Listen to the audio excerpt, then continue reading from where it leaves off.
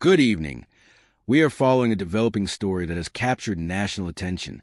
The FBI is now actively investigating the possibility that the suspect in the Kirk case was not acting entirely alone, but may have been aided, directly or indirectly, by a crowd present at the scene.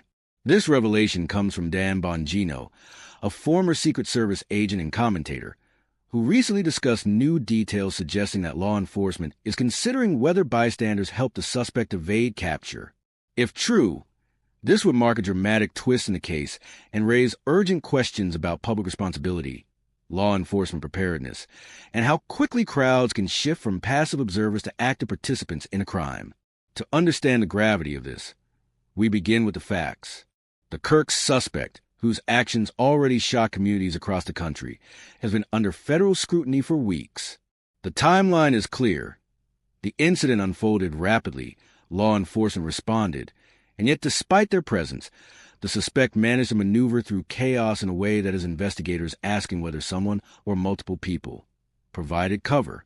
Eyewitness accounts point to confusion and disorder, but confusion alone does not explain how a suspect could slip through without coordinated effort or at least some level of crowd interference. It is that gap in the story the FBI is now working to close. Dan Bongino's revelation shines light on a potential layer of complexity that the public has not fully considered. He notes that investigators are exploring whether the crowd's role went beyond accidental obstruction. Were individuals deliberately blocking officers? Were there signals or distractions coordinated to give the suspect precious seconds to escape? Was there encouragement or even a plan hidden beneath what looked like ordinary chaos? These are not minor questions, because if the FBI confirms organized assistance, the charges will not stop at the primary suspect. They could extend to those who lent a hand.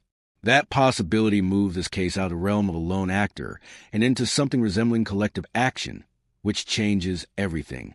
The FBI has the tools to probe this deeply. Investigators are reviewing surveillance footage, combing through cell phone videos, analyzing social media posts, and interviewing witnesses who may have captured critical moments. In past cases, seemingly insignificant clips uploaded online have provided the missing link that tied accomplices to a crime. Experts warn that even shouting misleading directions, physically blocking an officer, or helping someone blend into a crowd could constitute aiding and abetting under federal law. This means people who may have thought they were simply caught up in the moment could soon face serious legal consequences. But this story is not only about the investigation. It's about what it reveals about our society. Crowds today are not just groups of random individuals. They are amplified by phones, live streams, and instant communication.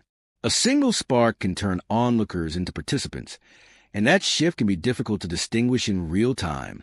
The Kirk case may prove to be a textbook example of how modern crowds behave under pressure. Law enforcement agencies across the country are watching closely, because if the FBI determines a crowd played an active role, it could reshape protocols for handling high-intensity incidents in public spaces. Critics, however, caution against rushing to judgment. Skeptics argue that Bongino's revelations may be speculative, pointing out that initial reports after chaotic events often exaggerate or misinterpret what actually happened.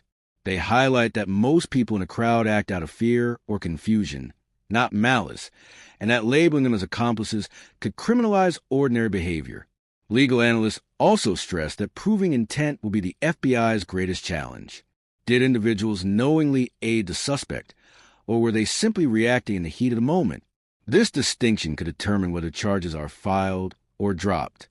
Still, history shows us that crowds have played pivotal roles in past investigations, from protests that escalated into riots, to coordinated flash mobs that distracted law enforcement, to communities that shielded fugitives out of loyalty or fear.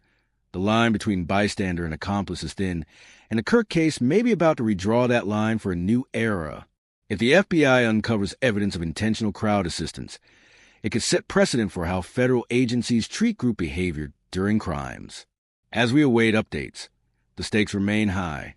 The suspect already faces serious charges, but the story no longer revolves around one individual. It now touches on the responsibility of everyone present. If the crowd knowingly interfered, it could trigger a wave of prosecutions. If not, the investigation still highlights the vulnerabilities of law enforcement in chaotic public situations and may lead to reforms in training, crowd control, and emergency response. This case is about more than one man. It is about the choices ordinary people make when they find themselves in extraordinary moments. Do they step aside and allow justice to take its course? Or do they, intentionally or not, tip the scales?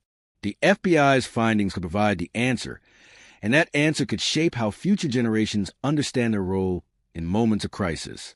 So tonight, we continue to follow this breaking development.